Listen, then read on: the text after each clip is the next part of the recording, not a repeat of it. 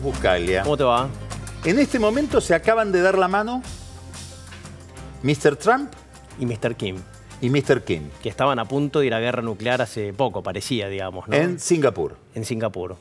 Siguen ahora con una reunión multilateral, tiene una bilateral, una multilateral, y después van a un almuerzo. ¿Qué significa este encuentro para la economía?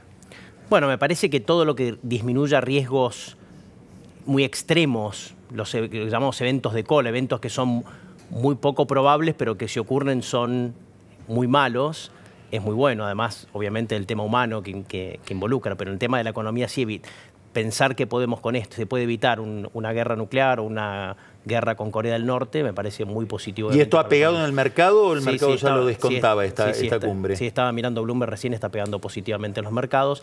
Y fíjate vos que eso hizo inclusive que la idea de esta conferencia hizo que lo que ocurrió hace poco, una de cal y una de arena, y lo que ocurrió hace poco en Canadá, acuérdate, Trump vuela a Singapur desde Canadá, donde terminó tremendamente mal la reunión. El mercado igual en Estados Unidos, los mercados de los países desarrollados tradearon más o menos bien a pesar de eso. Viste que uno de los asesores económicos de Trump dijo, Trudeau hizo esto de maltratarlo en Canadá para dejarlo débil frente a la reunión de Singapur con Kim, digamos, acusaciones. Sí, no sé a cuál te referís, pero uno de ellos le acaba de agarrar un paro cardíaco. Te estoy dando una primicia. Sí, sí, que es presentador de televisión, estaba a la mañana en las noticias. Sí. Exactamente. Entonces, primera novedad. Primera novedad es que el apretón de manos de... El apretón de Kim, que como te digo, viene a contrarrestar algo bastante negativo, que es básicamente la reunión del G7 terminó muy mal porque habían acordado un documento común, ¿sí? Y cuando Trump ya estaba volando hacia Singapur, sale Trudeau a hacer un discurso básicamente criticando a los norteamericanos por la imposición de aranceles a las exportaciones canadienses, ¿sí? Y básicamente Trump se lo toma mal y dice, no quiero que Estados Unidos firme este documento. Bueno, ahí estaba Macri, sí, que venía de obtener su cheque. Su gran cheque. ¿Cómo lees esto? A ver, yo creo que... ¿La cifra te impresionó? Sí, ¿te acuerdas que hablamos de 3 criterios, digamos, básicamente, para ver si era rápido, cuánta plata era y la condicionalidad con la que venía, digamos, ¿no? Y me parece a mí que en todo fue bueno el acuerdo. Fue mucha plata, 50.000 millones de dólares, digamos, alcanza para mucho tiempo, vamos a poner así. Se hizo muy rápido, se hizo antes de las 6 semanas que se habían dicho originalmente. Y la condicionalidad, si bien no está claro todavía cómo exactamente, si bien hay distintas versiones sobre cómo se va a reducir el déficit, como vos bien mencionaste, parecería realizable. Si bien obviamente va a generar conflictos políticos como cualquier ajuste, en definitiva no parece irrealizable, ¿sí? Ahora, lo llamativo es que a pesar de todo esto, los mercados no reaccionaron así exuberantes, vamos a poner. ¿Por qué? Yo creo que hay una combinación de factores. Primero es, como dice, hay un dicho que dice, buy the rumor, sell the news, ¿no? O sea, me parece que al final el mercado probablemente venía ya preparado para un acuerdo grande. Si bien la gente decía, la expectativa son 30.000, por ahí en el fondo de la gente ya pensaba que era más grande que 30.000, entonces cuando salió 50.000 no llamó la atención, número uno. Número dos, todos los mercados emergentes están muy golpeados. Es decir, yo te dije, los mercados desarrollados estuvieron tradeando bastante bien, las bolsas, etcétera, a pesar de lo que pasó en Canadá, pero los mercados emergentes vienen muy mal. Fíjate que el Banco Central de Brasil tuvo que salir a intervenir en el mercado de derivados, ¿sí? no vendiendo dólares efectivos, sino vendiendo derivados financieros. Pensemos algo parecido a un futuro, ¿sí? 20.000 millones de dólares para básicamente contener la depreciación del real, que estaba muy violenta, había llegado a más... O sea, no es un tema solo argentino. No es, a esta altura no es. Pero la política monetaria que anuncia el Banco Central, de contracción monetaria, digamos, ¿tiene que ver con el comportamiento que los mercados empiezan a tener respecto del dólar? No debería ser lo contrario, porque primero que la política monetaria todo indica que va a seguir siendo muy dura, las tasas están a 40 y no hay señales de que la vayan a bajar inmediatamente, y después que el acuerdo, en segundo lugar, tiene bastantes aspectos muy positivos para el desarrollo futuro de la política monetaria y el combate a la inflación.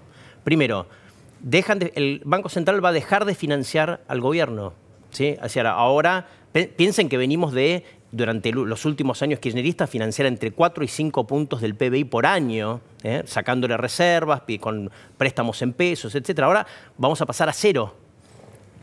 muy importante porque recupera la política monetaria, independencia. No más compras de dólares al Tesoro. Es decir, lo que pasaba antes es que el Toto Caputo iba a conseguir los dólares y se los vendía al Banco Central. El Banco Central le daba pesos y como no quería pesos, esos pesos que circulen en el mercado para que no genere inflación, emitía estas famosas LEBAC para absorber esos pesos. ¿Se entiende? Ahora directamente el Toto Caputo va a salir a vender lo que consiga, ya sea la plata del FMI o la plata en el mercado, directamente al mercado, con lo cual es más oferta de dólares al mercado. ¿Sí?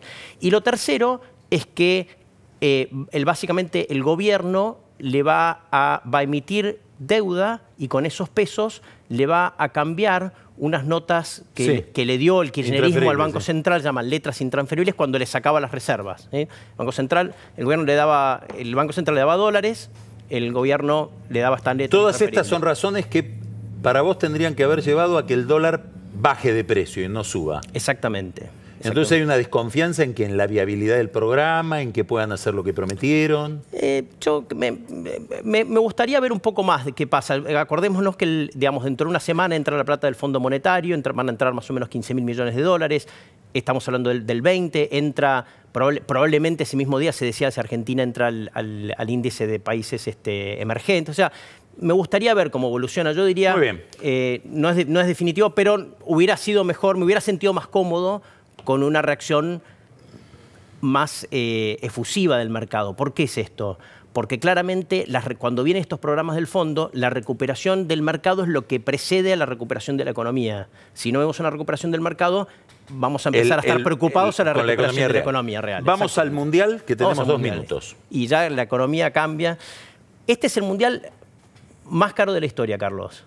A ver, ¿por qué? Más caro de la historia. Si miramos las inversiones, las fuentes son, un poquito ambiguas a veces, pero tenemos un gráfico para mostrar, mirá, ahí lo tenés en pantalla, las inversiones, ¿en qué invierten los países? Mucho en transporte, en este caso, en el caso de Rusia, hay 50% de inversión en mejorar la red de transporte, en infraestructura, llamémosle básicamente estadios, y en otros, ¿no? Comunicaciones, seguridad, ¿Qué etcétera. estás contando? Estos son miles de millones de dólares. ¿Pero qué es? ¿Lo que invierte cada país? Lo que invierte cada país para preparar el Mundial. Anfitrión para preparar el Mundial. No todo es plata del gobierno. Por ejemplo, en el caso de Rusia, conseguimos el dato, son más o menos 70% del gobierno, 30% del sector privado. Sí.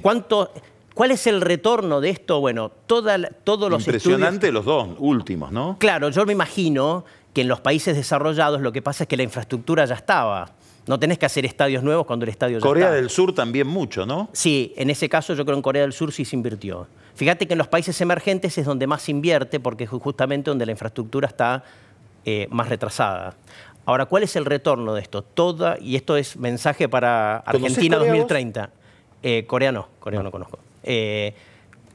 Para Argentina 2030, que está queriendo el gobierno organizar el Mundial. ¿Qué pensás? El retorno de esto realmente es nulo o negativo. O sea que es gasto puro.